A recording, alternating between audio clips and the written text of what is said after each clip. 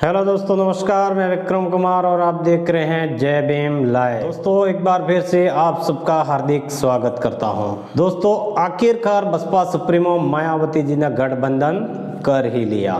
जी हां दोस्तों, गठबंधन की शुरुआत बसपा सुप्रीमो मायावती जी की तरफ से शुरू हो गई है। मायावती जी ने अब हरी झंडी दिखा दी है। और दोस्तों, जो लोग ये बार बार कह रहे थे कि मायावती जी गठबंधन नहीं करेगी, बसपा इस बार अकेले चुनाव लड़ेगी, इन तमाम लोगों को 100 वोल्ट का झटका दिया है बसपा सुप्रीमो मायावती जी ने। आखिरकार वो लोग आज झूठे साबित हो गए। जो लोग अफवाह फैला रहे थे, उन लोगों का चेहरा आज उतर गया है। जी हाँ दोस्तों, लोकसभा चुनाव सिर पर है, बहुत ही करीब है। सिर्फ एक माह रहा है और एक माह के अंदर अंदर लोकसभा चुनाव खत्म हो जाएंगे। करीब करीब एक माह के अंदर चुनाव पूरा हो जाएगा और इतने समय में बहुत कुछ बिगड़ेगा, बहुत कुछ बनेगा, बहुत कुछ बदलेगा। इसी के चलते दोस्तों, बसपा सुप्रीमो मायावती जी बहुत ही एक्टिव हो गई है, सक्रिय हो गई है। दोस्तों, तमाम पार्टियां अपने अपने कैंडिडेट के नाम सामने ला रहे हैं। इसी बीच दोस्तों, देश की राजनीति सियासत में भूचाल आ गया है। धीरे धीरे ही सही, बल्कि कहीं न कहीं भाजपा अपने ही जाल में फंसती नजर आ रही है। दोस्तों, सुप्रीम कोर्ट की तरफ से लगातार सरकार को फटकार लगा जा रही है। लगातार चुनावी चंदे का खुलासा हो रहा है और उधर एसबीआई भी परेशान मजबूर हो गया है सुप्रीम कोर्ट के सामने। दोस्तों, कहीं न कहीं सुप्रीम कोर्ट के जज CJI चंद्रचूड़ जी को पूरा देश सलाम करता है।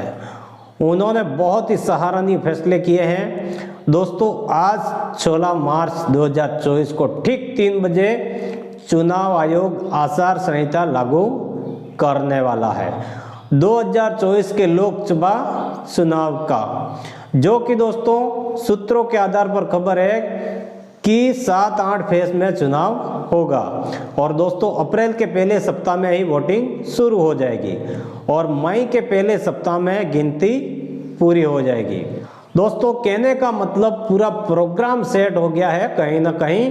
और कल केंद्रीय चुनाव आयुक्त कल इसका ऐलान करेगा और सर्वोच्च न्यायालय कुछ एक्शन लेने वाला था। तो कल ही केंद्र सरकार ने क्या किया कि अपने पुराने जो IAS ऑफिसर थे, जो कैबिनेट के लेवल के, सेक्रेटरी लेवल के, उनको सेवा में लगा दिया है और चुनाव आयुक्त बना दिया है। इसमें सुखवीर सिंधु, राजीव कुमार, ऐसे बहुत सारे नाम हैं जिनको बनाया गया चुनाव आयोग। दोस्तों, एक बड़ा सवाल यहाँ पर खड़ा होता है कि जब केंद्र सरकार ने खुद इन पर इतनी मेहरबानी की है, तो क्या ये लोग केंद्र सरकार पर मेहरबानी नहीं करेंगे? आप कितनी आशा रख सकते हैं, कितनी उम्मीद उनसे रख सकते हैं कि ये निष्पक्ष चुनाव कराएंगे? और सबसे बड़ी बात यह है कि आज आचार संहिता लगती है, लागू हो जाएगी, तो इसके बाद में बसपा सुप्रीमो मायावती जी कोई बड़ा फैसला लेगी। दोस्तों, मायावती जी ने किसके साथ गठबंधन किया है, ये मैं आपको आगे बताने वाला हूं। दोस्तों, इस वीडियो में बहुत कुछ बताने वाला हूं और बहुत गजब की खबरें बताने वाला हूं कि जो बसपा सुप्रीमो मायावती जी को अकेले चुनाव लड़ने का जो प्रोग्राम डिसाइड किया था मायावती जी ने खुद ने, दोस्तों, इससे किसको नुकसान होने वाला था और किसको फायदा होने वाला था। दोस्तों, आप केवल उत्तर प्रदेश को ही नहीं देख सकते, आप केवल उत्तर प्रदेश के 80 लोकसभा सीटों को ना देखें। दोस्तों, उत्तर प्रदेश तो सिर्फ अभी झांकी है, पूरा भारत अभी बाकी है।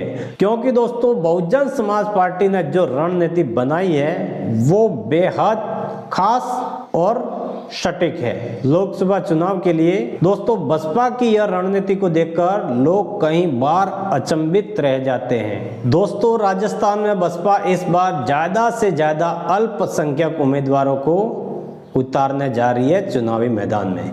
ऐसे ही दोस्तों, मध्य प्रदेश में भी अल्पसंख्यक उम्मीदवार उतारे जाएंगे बहुजन समाज पार्टी के द्वारा। और दोस्तों, इससे भारतीय जनता पार्टी को बड़ा नुकसान होने वाला है। दोस्तों, आज आचार संहिता लगने वाला है और आनंद फानंद में इंडिया गठबंधन के जो तमाम दल है, जो पार्टनर है, वो आकर अगर बसपा सुप्रीमो को मना लेते हैं, बहन मायावती जी से रिक्वेस्ट करते हैं और मायावती जी को गठबंधन में ले लेते हैं, तो रिजल्ट कांग्रेस के लिए बहुत अच्छा हो सकता है। अब दोस्तों बात करते हैं कि बसपा सुप्रीमो मायावती जी कहां से चुनाव लड़ने जा रही है। तो दोस्तों पूर्वोत्तर के कुछ हिस्सों को छोड़ दिया जाए, फिर भी बसपा सुप्रीमो मायावती जी लगभग कश्मीर से कन्याकुमारी तक चुनाव लड़ने जा रही है।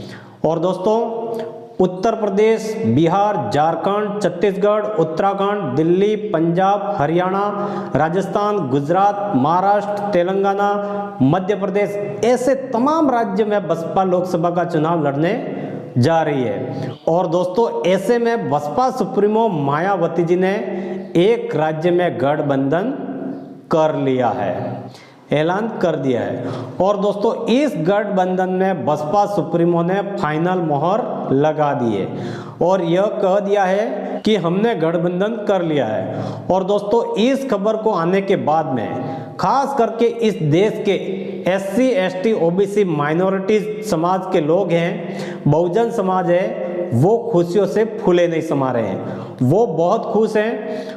तो दोस्तों बिना देर किए बताते हैं कि बसपा ने किस राज्य में गठबंधन किया है। दोस्तों इस वक्त की सबसे बड़ी खबर यह है कि बसपा सुप्रीमो मायावती जी ने तेलंगाना में गठबंधन का ऐलान कर दिया है। जी हां दोस्तों, बसपा ने तेलंगाना में गठबंधन कर लिया है। और खासकर जो लोग यह कह रहे थे कि बसपा तेलंगाना में कभी गठबंधन नहीं करेगी, केसीआर से मायावती जी कभी गठबंधन नहीं करेगी, वो लोग आज निराश हो गए हैं, उनके चेहरे आज उतर गए हैं। दोस्तों तेलंगाना में बीएसपी और बीआरएस का गठबंधन तय हो गया है और केसीआर ने भी बीएसपी से गठबंधन का ऐलान खुलकर कर दिया है। और इंजीनियर रामजी गौतम राज्यसभा सांसद हैं, उन्होंने भी अपने ट्विटर पर ट्वीट कर दिया है और कहा है कि हमारी पार्टी बीएसपी और बीआरएस का गठबंधन तय हो चुका है लोकसभा चुनाव को लेकर। वहीं पर दोस्तों डॉक्टर आर एस परवीन ने भी अपना एक ट्वीट कर दिया है कि तेलंगाना के अंदर बसपा लोकसभा चुनाव के लिए बीआरएस से गठबंधन कर चुकी है। तो दोस्तों आखिरकार बहुजन समाज पार्टी ने एक राज्य में फाइनली गठबंधन कर लिया है। और दोस्तों कहा जा रहा है कि ये गठबंधन की शुरुआत यहाँ पे रुकने वाली नहीं है। अब यह पंजाब की ओर बढ़ेगा, हरियाणा की ओर बढ़ेगा, मध्य प्रदेश की ओर बढ़ेगा, छत्तीसगढ़ की ओर बढ़ेगा और उत्तर प्रदेश में भी हो सकता है, बिहार में भी हो सकता है और कई राज्यों में अब गठबंधन हो सकता है। और कहा जा रहा है कि दोस्तों सबसे बड़ा गठबंधन उत्तर प्रदेश में होने जा रहा है।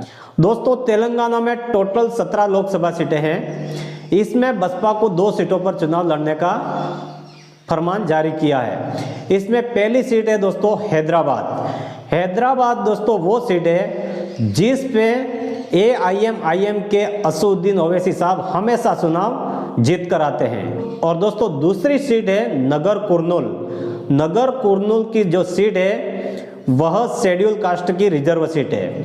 और दोस्तों हैदराबाद की जो सीट है उस पे जनरल के लिए यानी कि कोई भी धर्म व्यक्ति, कोई भी जाति का व्यक्ति चुनाव लड़ सकता है। लेकिन जो नगर कुर्नूल को जो सीट है उस पर सिर्फ और सिर्फ दलित समाज का व्यक्ति ही चुनाव लड़ सकता है। तो दोस्तों बीआरएस ने 15 सीटों पर लड़ने का ऐलान किया है और बीएसपी ने 2 सीटों पर लड़ने का ऐलान किया है। तो दोस्तों आखिरकार तेलंगाना में बसपा सुप्रीमो मायावती जी ने, बीएसपी ने फाइनली गठबंधन कर लिया है। और दोस्तों इस गठबंधन को लेकर बहुत से लोग सवाल भी खड़ा करेंगे और बहुत से लोग बहुत खुशी भी मनाएंगे। तो दोस्तों इस बार बसपा सुप्रीमो मायावती जी पूरे भारत में अपने संगठन को मजबूत बनाने का काम कर रही है। दोस्तों मान्यवर साहब काशीराम जी को बहुजन समाज पार्टी बनाने की आवश्यकता क्यों पड़ी?